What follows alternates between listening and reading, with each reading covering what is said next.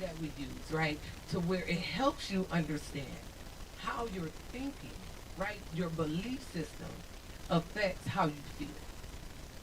Feel affects what you do. What does that look like? Okay?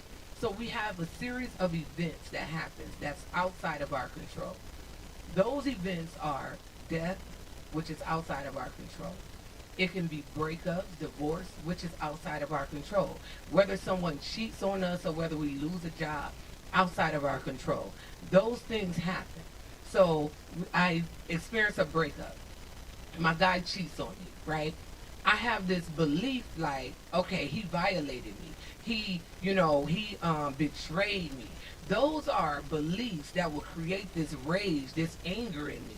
And so now I'm feeling this. My behavior then is going to be A, wanting to fight, B, going to bust out some windows, C, trying to figure out, what's going on. It's going to be something, but the ultimate result would end up in me being in jail or somebody being hurt.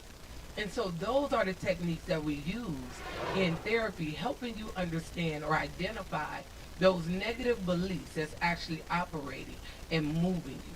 So when we talk about EMDR, EMDR stands for eye movement desensitization and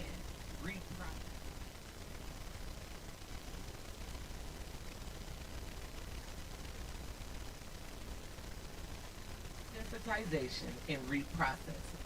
So some people you'll use their hand or they may have a light bulb. And in that you're moving your eyes left and right. You're moving. And while you're moving your eyes left and right, this creates the bilateral stimulus in the brain. Y'all follow me? It creates the bilateral stimulus in the brain.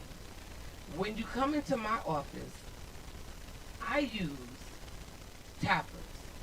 So these tappers, you would have, it creates the same thing, the left-right movement. So you will place these tappers in your hand. I will cut them on, and it'll just be a vibration, creating that left-right movement.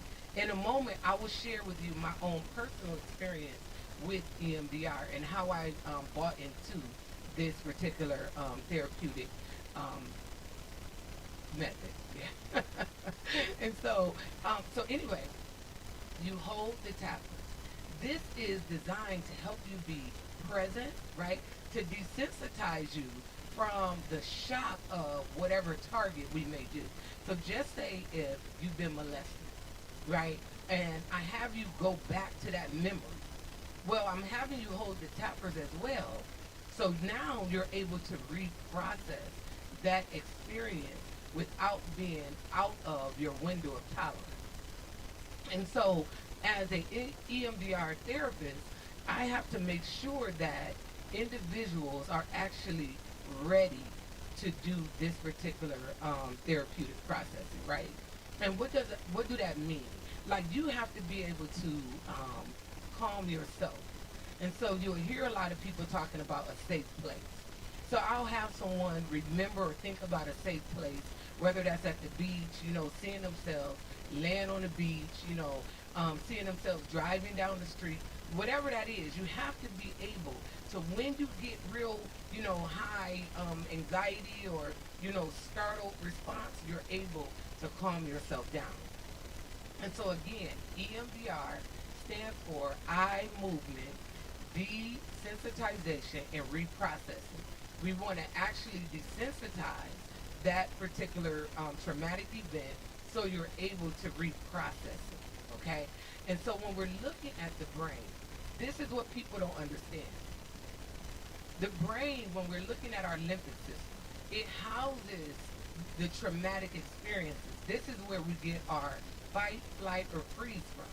And so just say if I was molested when I was younger and I felt unsafe or unprotected.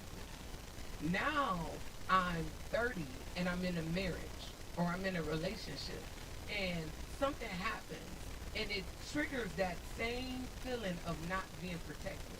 Instead of me responding to my spouse, my significant other, based on what just happened, I'm responding with all the force of ever feeling as if I wasn't protected. And so this is why this is so very important. If you find yourself jumping when someone that you know you're safe with touches you, you find yourself jumping or being startled, that lets you know, wait, something is wrong. I absolutely have to go get some help before, I mess up my relationship, before I mess up my job. This is so very important. It's a lot to this, so I don't want to rush. Are y'all following me? Any questions so far? Everybody understand what EMDR stands for?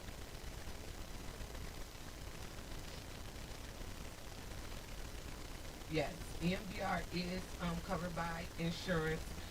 Some people do what we call intensives, and so they may do EMDR for a whole day, right? Because they have experienced some major traumatic events, and they just want to do it because you can actually do it one time, and the situation no longer bothers you. So, for example, I am afraid of dogs, right? When I trace it back, I remember when I was younger, and our neighbor had these pet bulls. And a neighbor from across the street came over to visit. Well, the pet bulls jumped the fence, and it bit the, what you saying? Am I not saying the name of the dogs right? Pit, pit bulls. Pit bulls. He like pit. I know. Right. Well, he had these dogs, and so the neighbor got bit by these dogs, right? And he had this limp, and so whenever I see, I don't care if it's a puppy, if it got teeth, I'm jumping. I don't want to be around it, right? So that's what I'm talking about. That earlier traumatic experience has now created this startled response when I see dogs, period. It doesn't have to be a pit bull. It can be a puppy. You know what I'm saying? I mean, but at the end of the day, because of that traumatic experience, it creates this startled response in me. So what happens is I will hold the tappers and I will go back to that earlier memory, right? And I'll think, what is the worst image of that? And the worst image of that is literally hearing the man scream, seeing him and the dogs on him, right? That's the image. So I'll have that image in my mind. I will close my eyes, and while I'm holding the tappers, I'll just kind of relive without words. Because the part of the memory that stores the trauma, it has no sense of time or words. And so when I'm going through it, it helps to desensitize that. But also, I have to ask myself, when I look at a puppy, when I look at a dog, what would I like to feel? Instead of feeling like I'm unsafe, what would I like to feel? Well, I would like to believe that this dog is friendly. So now, after I reprocess that traumatic memory of feeling unsafe, then I hold the tappers and I do it. It's another technique where you go slower. So now I'm looking at that same memory, but this time I'm thinking, I'm safe, right? The dog is friendly. And so now when I see a dog, I instantly think this dog is friendly, right? We do EMDR with individuals who have had bad car accidents. And so you have a bad car accident, now you don't feel unsafe driving. And so it helps you with those things. It doesn't necessarily have to deal with sexual abuse, some type of what we call traumatic trauma, right? It can be anything that has gotten you kind of off kilter, right? Where you can't sleep and you find yourself staying up and your mind is constantly going with anxiety. It helps with different things like that. Okay, you asked a question. I'm sorry. Yeah, you asked. Oh, okay, yes. Yes.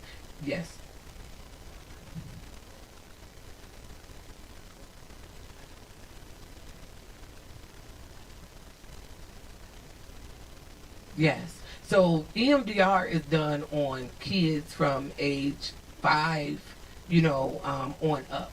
And so it's just different techniques that we use to help a child identify the emotions.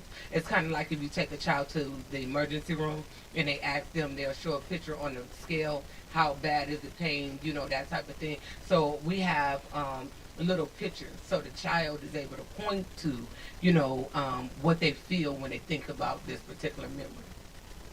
I have a one question concerned with a lot of times in our community, we're kind of like afraid or apprehensive to go to a therapist. Number one, we don't want nobody messing with our mind. Mm. So how is this EMDR unlike hypnotism? Ooh. Hmm.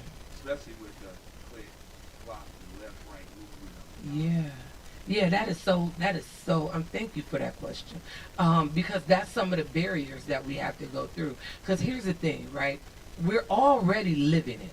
You know what I'm saying? Like, we're already living with whatever trauma we have experienced, right? And so it's not hypnotism because you're still present with me. And all what it's doing is, again, is creating a bilateral stimulus. So now I'll share with you, this is my experience with it. Because I didn't believe in, in it and all the scientific stuff and all of that. Because I am a woman of faith. And I do believe that God, is able to heal, deliver, all of that stuff, right? But a few years ago, my son was shot. My son was shot, and I wasn't able to see him for like 30 days. And I didn't know, his condition. I wasn't able to get, updates or anything. So prior to him getting shot, I was already in this rhythm of going to the gym every morning. I would be at the gym every morning at 6 a.m. And so when he got shot, I was going to the gym and I was on the treadmill. Now keep in mind, when I'm talking about the desensitization, when I'm talking about EMDR, it's the left-right movement. And so I'm on the treadmill. I'm thinking about my son. Pay attention to this. I'm thinking about my son and I'm thinking about the devastation. And so while I'm going really fast, on the treadmill and I'm running and I'm just crying and I'm thinking about, oh my God, I can't believe, and I'm going through that, right? Whenever I would get really tired and now I'm walking slow, I would be reminding God, God, you said this about my son. You said this about my kids. And so I just kept doing that. And for about a week straight, right, I was doing that to the point where I had to sit back and notice when I thought about my son, I no longer thought about the traumatic experience. I instantly thought about the Word of God.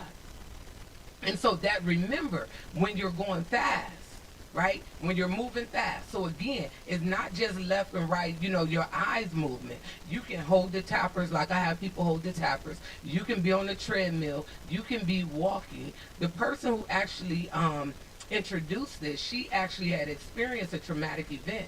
And she was walking down the street looking, back and forth. And she realized, like, wait, hold on, something changed. And how she began to look at her traumatic experience. And so with EMDR, it's not hypnotism. We're not hypnotizing you. We're not messing with your mind.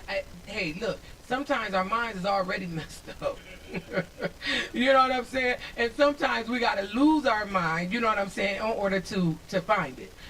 Because again, it truly is the battlefield of the mind. You know what I'm saying? How life experiences and things that we've been exposed to, how it shaped the way we see this thing called life.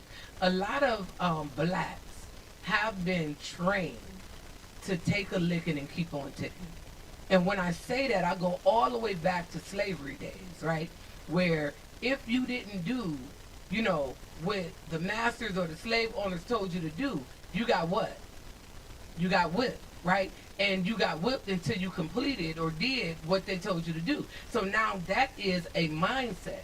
So now what I've been taught is that when somebody doesn't do what I need them to do or I want them to do, I need to beat them.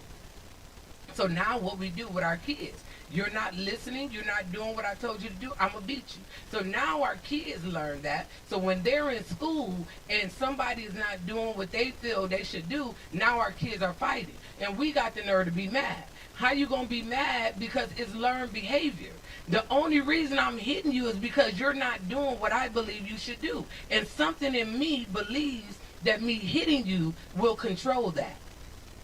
And so that's the thing. We have to begin to relearn what we've learned, even from a child. And so EMDR helps us with that process. And so, but when that experience happened, I was supervising one of the therapists, one of my therapists who was already certified as an EMDR therapist. And she said to me, that was EMDR. Right? And I was like, and so you use it. That was a traumatic event for me. But let me tell you another time I actually came into the office and used it. It's something about when religious folk get caught up in outward appearance. That does something to me, right? And so, and it does something to me because I'm like, what about the heart? So now you know how to dress this all up, this house of clay, but you don't know how to love. You know what I'm saying? So it was doing something to me. So I remember I had made a post or something, and a leader had commented or somebody did something to me. And so I came to my therapist and I was like, okay, no, we got to do EMDR. We did it one time. She asked me, she said, so you got to identify what is that negative belief about yourself that's actually messing with you. And the belief that I had was, I don't fit, or I'm different. That was the belief. I'm like, I'm different. And so then I'm like, okay, she said, but the thing was is that I was okay with being different. You know what I'm saying? But me being different made me this target to a lot of religious folk. And so I had to literally reprocess that. And so now when I think I'm different, I'm like, oh yeah, I'm good with that. You know what I'm saying? I'm good with it. But I had to literally reprocess some of the experiences that I've had. And so it doesn't have to be a traumatic experience, right? It just has to disturb you in some type of way where you don't like the feeling that it creates when when you're triggered. Okay? And really understanding that. So really pay attention, yes.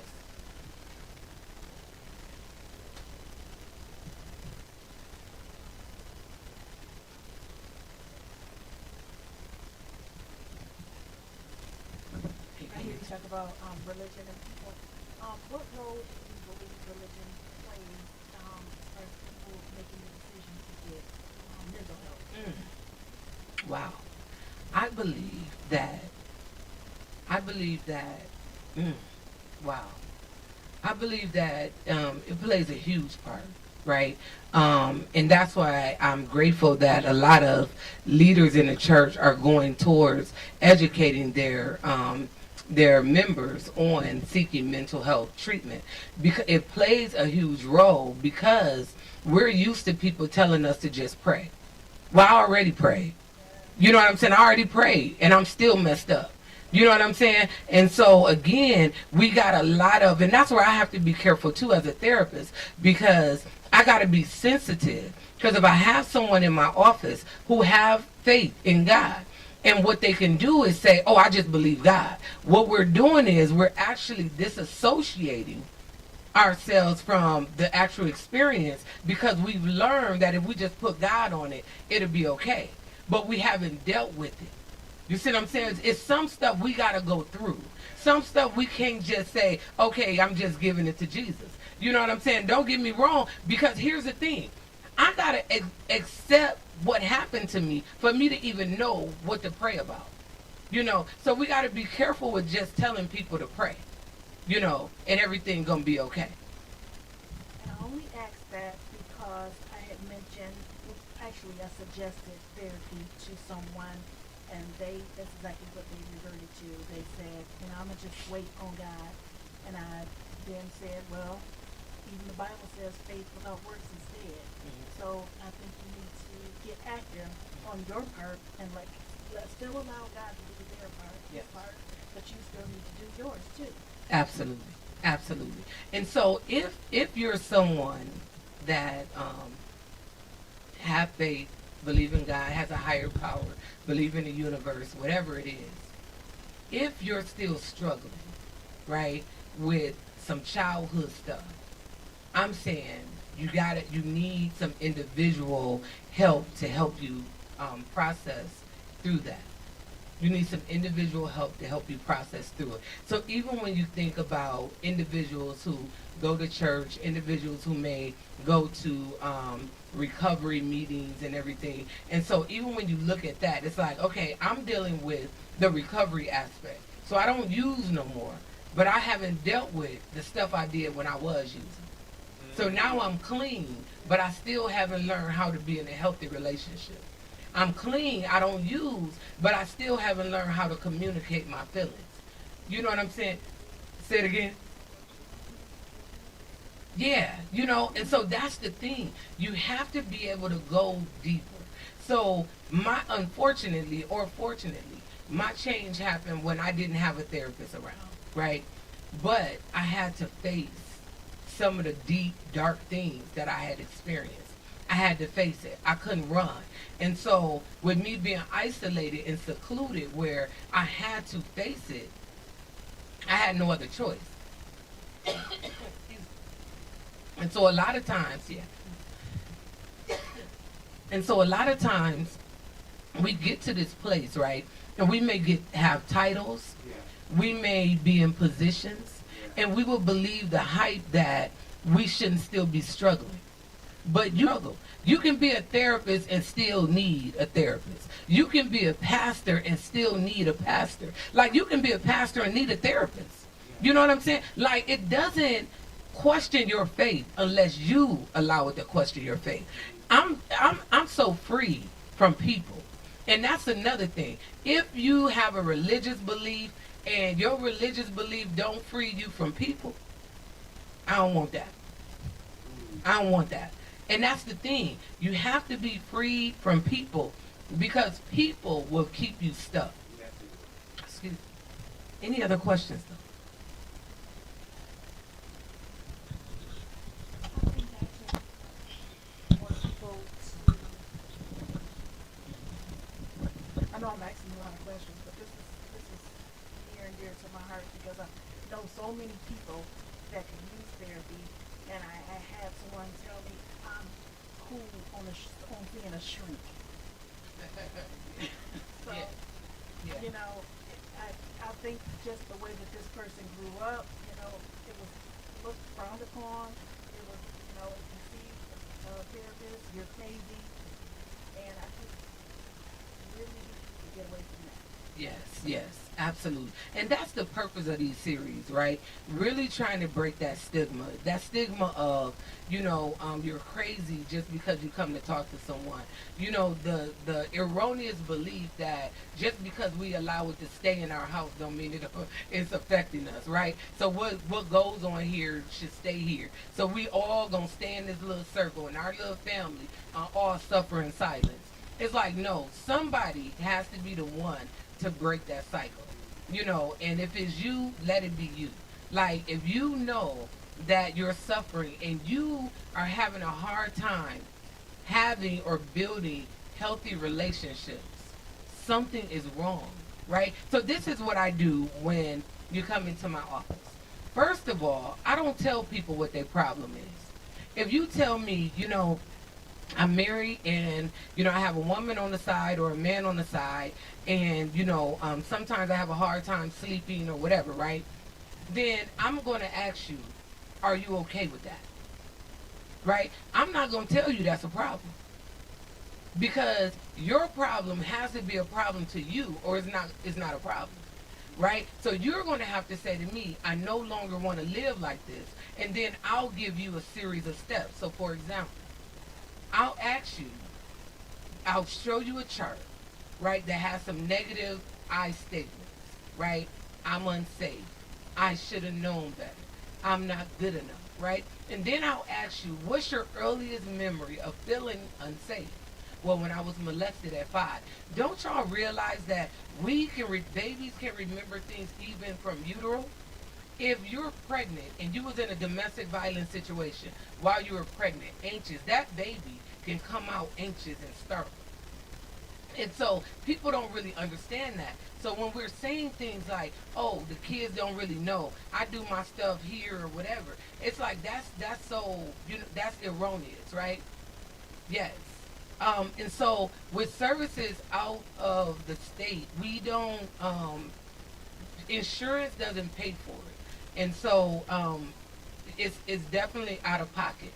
And so we go on to more coaching. So we can do EMDR virtually. And when I'm doing EMDR virtually, I use a light bar that's actually on the screen.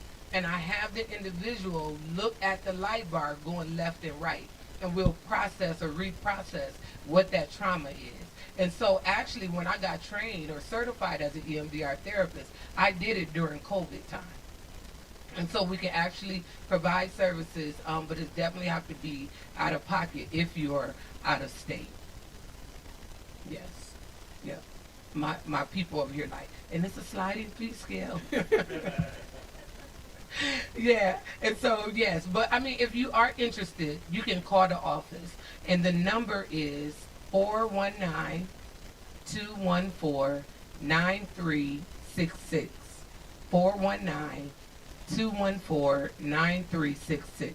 You can call the office. Even if you have insurance, we can link you with an EMDR therapist in your state. And so, again, y'all, don't suffer in silence. For real. Like, we got so many people that's putting money on certain things, went bankrupt over, Christmas gifts, and now they need me. Now they need a therapist, you know what I'm saying? And I was just so grateful during this time that I haven't bought into all this material stuff around this time. Like, it's greater significance during this time. It's somebody that you know.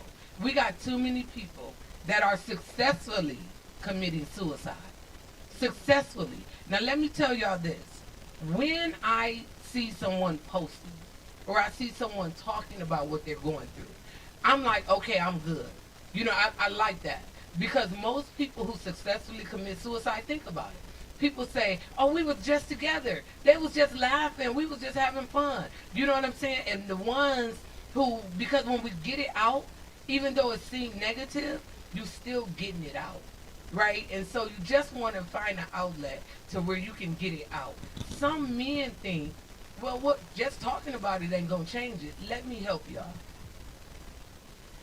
Talking about what you've been through won't change what you've been through, but it will help change your perception about what you've been through, which changes how you feel about what you've been through. You see that? So when we're talking about there's purpose in pain, right? I have to be able to see this thing differently. Like, how you gonna tell me it's purpose in me burying my baby? How you gonna help me think it's purpose in, me losing a person that I thought I was gonna spend the rest of my life with? Like, that right there, you can't fathom that. But you gotta be able to sit with someone who's neutral to help you get out of that space. I shared with you all a while ago, even with my mom. Like, when my mom was murdered, I grew up feeling as if it was me against the world, right? I was so angry, and nobody really even knew it. They just judged my behavior thinking I was just crazy. They didn't realize that I was just hurting. So me getting in all those fights, me doing all kind of crap, it was really Lashanna hurting. But nobody understood that, and I didn't know how to verbalize that. When I shifted and changed my thought process, and I said, the person who killed my mom is killing me if I choose not to live. That simple statement, that simple changing of a mindset changed how I began to live my life. And so EMDR, again, helps with that reprocessing of stuff. It doesn't erase the memory. So when we're talking about hypnotizing, right, it doesn't erase the memory. You know what I'm saying? Like, whatever you've been through is a part of your story. But what it does do, it desensitizes or it minimizes the impact that it has on your life. And so I want you to really pay attention to that.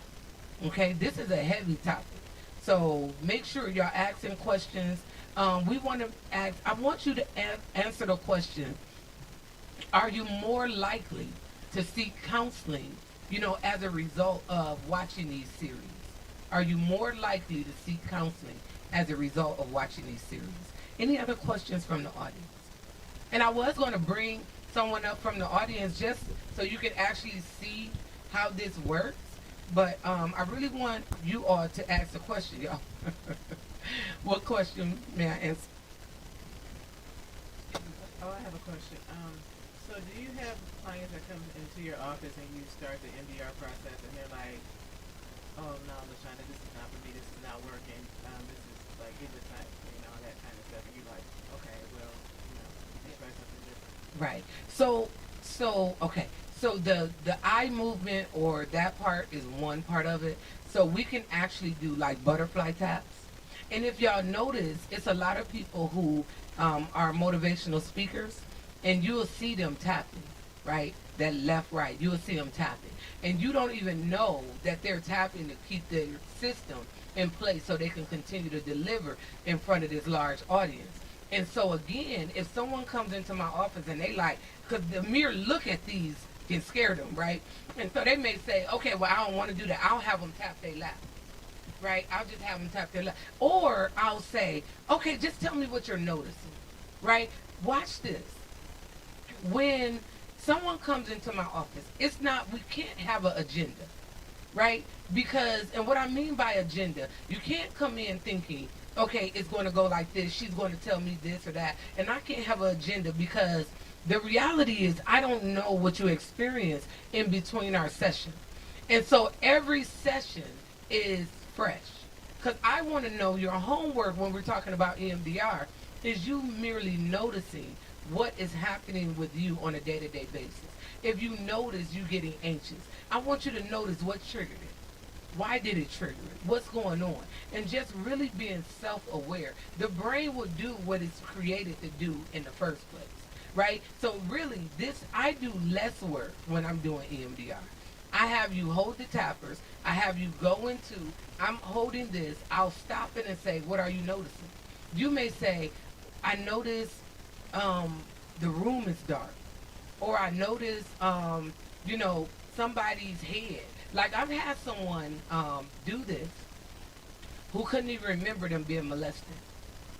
And when they went back to an earlier childhood memory of feeling unsafe, they start seeing an image of a man. And they couldn't believe, they was like, so that kind of stuff can be scary, right? Because it's like, why is this coming up? Right? And then now I got to tell my family and it can create all this stuff. But it's like, okay, wait, it's coming up because it's actually going to tell you why you haven't been able to build healthy relationships. So it's not about opening up this, dark box, right, to cause confusion in your family, but it is for you to understand what is actually hindering me from living a life that I desire, right? It's more than just setting New Year's resolutions. It's more than just saying I'm going to lose weight. We got to deal with the deeper things that causes us to connect so much with food, right? That causes us to be inconsistent with reaching our goal. Yes, sir. A lot of times when I've done anger management courses, and sometimes allowing the person to express where the anger is coming from. And what I found out is a lot of the anger is buried in events that they don't want to talk about. And so I was asking, like, is it a benefit that if anger management is presented, they should have at least a session of EMDR? Absolutely. Absolutely. Because even when you're doing anger management classes, you got to get to the root of it, So you can't just tell me to count from 10 backwards. You know what I'm saying? You can't tell me to just take some deep breaths and all that. You got to help me deal with the root. Because anger is just a symptom. Usually if I get angry, I feel like you're not listening to me. And now I'm responding not just to you not listening to me, but I'm responding when I felt like my mom didn't listen to me when I was 6, my cousin didn't listen to me when I was 13, and I'm responding with all of that hurt. Because now, if you're not listening to me, what does that say about me? So here's the I statements. I'm not good enough. I'm not important. Because if I was, you would be listening to me. And since you're not listening to me, you're telling me now I'm not important. So now I'm enraged. Remember, it triggers that fight, flight, or freeze. I'm going to either run, get away from you because you're hurting me. I'm going to be ready to fight because you're hurting me. Or I'm just going to freeze and not know what to do because you're hurting me. Okay? Any other questions? Any questions on it? I hope y'all getting something out of this. And hopefully, if you or someone you know is struggling, I'm telling y'all, please do not go another year ignoring the pain. Another year ignoring, the things that have kept you stuck and in a dark place this year. What else? So let me I'm going to share with you the phases of EMDR. So those who are maybe therapists that's watching, right? And so they have 8 phases. The first phase is history taking. And so we're going to basically, this is where we do our assessment, right? We're doing history taking. One of the things I do is what we call the answer. So I ask you a series of questions. And from those questions, I begin to take an educated guess on how you normally respond when you get close to pain, when something is getting ready to be emotional. Do you normally laugh? Because you will see a lot of people who will laugh to keep from crying, and I'll do, that history taking. So that's the first phase. Then the second phase is looking at ways that you've been handling emotional distress. What have you been doing? Have you been drinking? Do you have sex? Do you smoke? What have you been doing? Do you self-harm? What have you normally been doing when you're having emotional distress? Once we begin to look at those things, then we begin the phases 3 through 6. And that's where we're either doing the eye movement or you're holding the tappers. And again, if you opt out of doing the eye movement or holding the tappers, you can still just process, right? Because that same processing is still creating the bilateral stimulus, in the brain. And that's what we want. We want to actually begin to reprocess some of the experiences that we've had. Like, how many of you have been in a serious relationship and it didn't work? Right? How many of you, because it didn't work, you question if you did something wrong? Okay. How many of you thought that if you could have did something different, you could have been better? If you was better, maybe it would have worked, right? And so those are things, because when you begin to personalize somebody else's behavior, it messes with your mental state, right? Because now you're questioning the very essence of who you are. You're questioning, am I good enough? You're questioning, will I ever have a healthy relationship? You're questioning those things. And so if you are in that space, you have to, I'm telling you, just praying about it is not going to do it. You know what I'm saying? Like, we going to pray, but then it's some work you got to put in it. Like, you got to literally look at yourself in the mirror and say, this is what I've been telling myself, but how about this? This is what God says about me. So now I'm going to replace the negative stuff that life has, said about me, to what did God say about me. So it's ways we don't eliminate, God or your faith or your belief. We don't eliminate that. We use it. We incorporate it. Because again, you don't want to just be someone who's in recovery. You're not using, but you're toxic. You're in church. You don't go to the club, but you're full with drama. You know what I'm saying? It's like, okay, if you're going to be in church going to hell, you might as well. Might as well be at the club, you understand? Shake that thing up. Since we're going anyway, you know what I'm saying? You don't want to be in recovery, not using, but not really living a full life. You might as well get you a bottle. Like, my goal is to help people live full and free lives. Understand it. Because a lot of us say things like, people are in our lives for a reason, a season, and a lifetime. But then when it's time for those seasoned people to leave, we devastated. Right? When it's time for those reasoned people to leave, we devastated. And I'm like, no, you got to understand, because here's the trick to it. We don't know which one they are. It's some people with your last name that can be seasoned. It's some people, that you thought you was going to spend the rest of your life with that was really there for a reason. And until you get the reason, they may be there longer than what they really should be, because you're still learning. And so I'm saying to you, until you love yourself, right? I was telling my team, I said, this is how I know I love me. Because I love my kids. I love my husband. But if any of my kids decide they no longer want a relationship with me, I love me enough to keep living.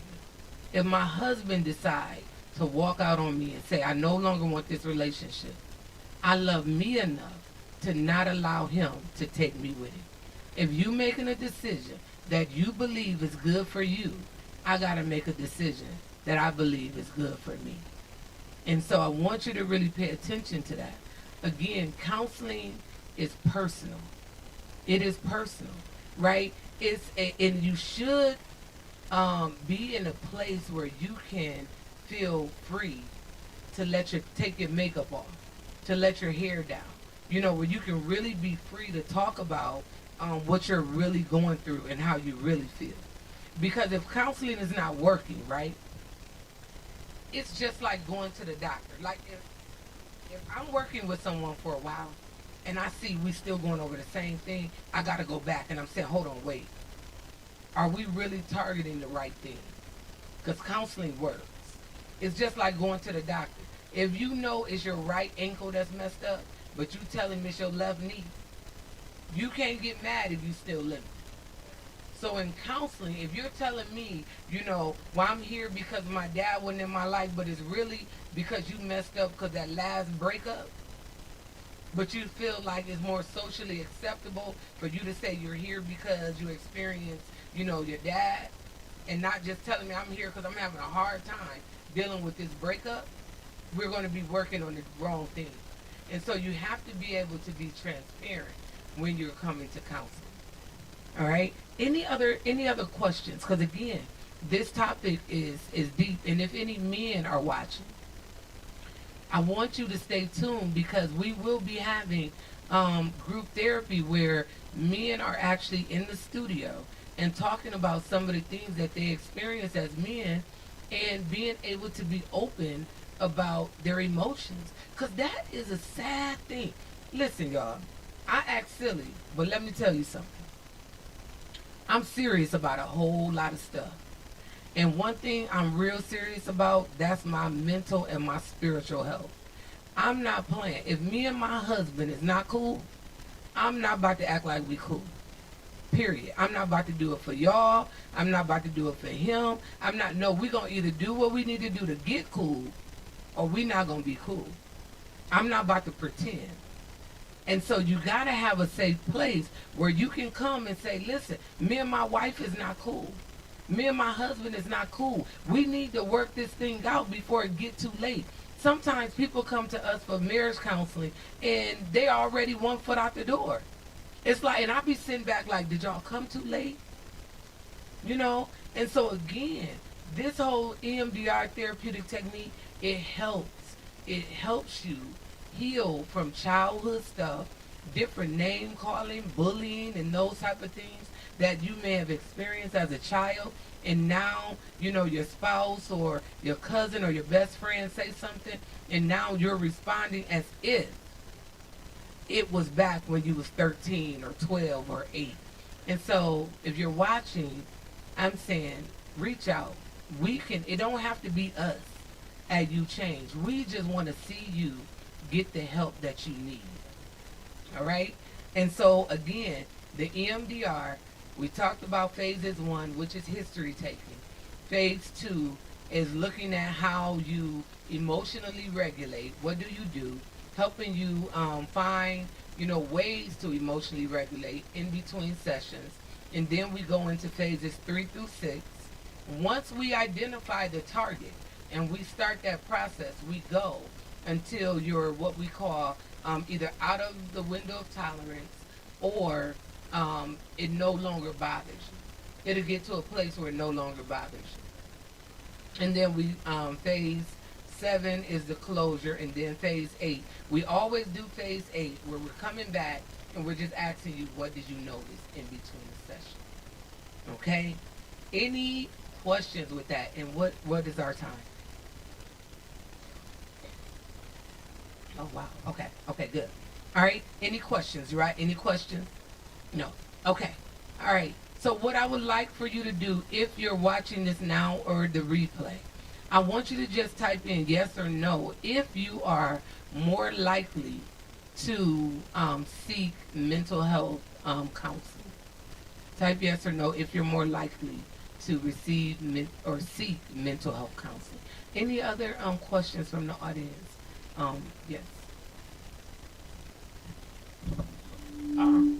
I know it works.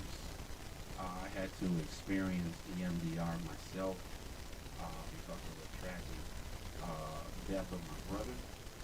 And it would be every time I would go down to City Park in Groesbeck, this tree which my brother ran into, I would go into like a insomnia. I wouldn't come to myself until I actually got down on the door and see for it before I actually realized that I'm driving the car. All I would do was follow the car in front of me. When he hit the brakes, I hit the brakes. I was just numb to the situation because I had buried it, because I never had a chance to grieve. My nieces and nephews grabbed my leg. Uncle, what are we going to do? And me and myself, hey, well, I got you. And trust me, that went on for 32 years. And it wasn't until recently, probably about 5 years ago, in which I took EMDR from one of my therapists, and it helped me tremendously. Now I can go by that tree. I understand the workup that happens, all of that. And I'm telling you, family out there, it works. Yes, absolutely. Now did y'all? Hopefully y'all heard that. Now something like that where his brother died in a car accident, and whenever he would ride past that place, I have people who can't even ride down the street that they may have lost a loved one in, and so he was sharing with you whenever he would ride past this area that his brother died in, he would it's like he would go into a trance, right? And so when he experienced EMDR, now he can ride past that area, right? It sometimes, y'all, it only take one session. That's the power of this.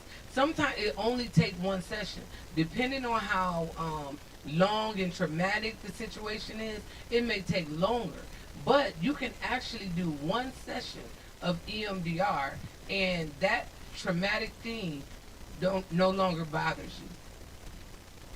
Ooh.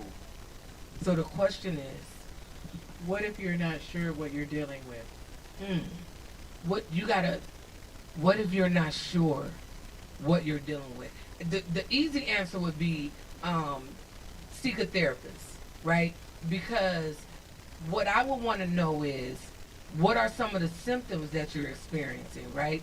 Like, do you find yourself being depressed most days, or you're isolating? Do you find yourself being anxious? So you got to be able to see, like, what are some of the symptoms, because most of the time our emotions will be bigger than what that thing is. And so we got to go back and be still long enough. That's why a lot of times when I ask my clients, I say, what are you noticing? They'll be like, I don't know. And they're saying that because nobody actually asked them, what are they noticing? And they usually don't take the time to see, what am I noticing, right? And so they're looking for this big answer. When sometimes you may just be noticing that I'm just nervous about being here in counseling, right? I'm noticing about, feeling fearful about bringing this stuff up, right? So I need to know, when you're saying, what if you don't know? Maybe the first thing you need to identify is what are you experiencing, right? Do you find yourself crying a lot? Is it hard for you to hold on to relationships? So when you think about, I'm telling y'all, this thing is deep. This thing is deep. So when you think about your earlier childhood experience, if your caretakers didn't give you the emotional support, you may be one that have what we call attachment disorder. So you may either cling on to people or have difficult time holding on to lasting relationships. You can be real needy in relationships. This can be friendships or, intimate relationships. So y'all, this thing go deep. I would just say, if you know something is not quite right and you're not really living your full potential, then I would say seek help. Right? Nothing is gonna hurt with you just, coming to see if there's a problem. You may need to do once a month, once a quarter. You may not need to see a therapist every week. So if you're even questioning that, I'm saying reach out and talk to someone. Okay? Any other questions? Did they respond to that? No. Okay. All right. So listen, so we don't belabor the time. I want to thank each and every one of you for tuning in, and again, let us know, are these segments helping you understand that you're not crazy, right? Some people self-harm. Some of our kids are getting tattoos, right? And we're not understanding that even something as simple or innocent as getting tattoos can be a coping mechanism. Because again, when I cutting myself relieved me from the emotional pain. So a lot of times when you're in domestic violence situations, a lot of times it's like you hitting me can really relieve me from the emotional pain. Because even you staying here hitting me let me know in some way in our mind that you care. Telling you that you care. Because if you walk away, now you leaving me to be in my emotions. And I'd rather hurt physically than hurt emotionally. This thing is deep. This thing is real deep, y'all. And so again, I'm saying to you, make up in your mind that in 2023, you're not going to suffer in silence. You're not going to just try to figure it out, right? I got people coming to me like, I got to figure it out first. It's kind of like going to Jesus saying, I'm perfect now, here I am. No, just as I am, right? And so that's just like going to the doctor. You done broke your leg, you done wrapped it all up, it's healed now. Now you're coming to the doctor saying, hey, I was just coming to tell you that I broke my leg. You know what I'm saying? It's like, no, you come to counseling while you're tripping, while you don't understand, while you're confused. That's when you come to counseling. So hopefully I share something that will help you reach out and get the support, the help you need. I promise you, we will link you to the people. It's not just about you change. It's definitely not just about Lashanna. It's about you getting the help that you need so you can live your life to the fullest. All right? With that being said, we want to thank you. Thank you for tuning in to every episode that we've done over this last month and a half, 2 months. And again, we want to thank the Mental Health Recovery Services Board for believing in this, for, bagging this so we can make sure we're getting the message out to the least likely to receive the message, right? And the least likely to get the help, but the most likely to need it. So, again, thank you for tuning in. Any last minute questions or comments? Giraffe, you good? All right. So thank you again for tuning in. We'll see you next time.